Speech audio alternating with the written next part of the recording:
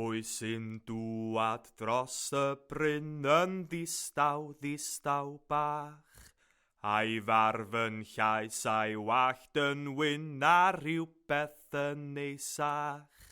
A phwy sy'n eistedd ar y to ar bwys y simne fawr?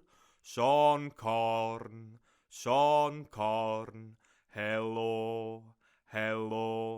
tyr dyma, tyr di lawr.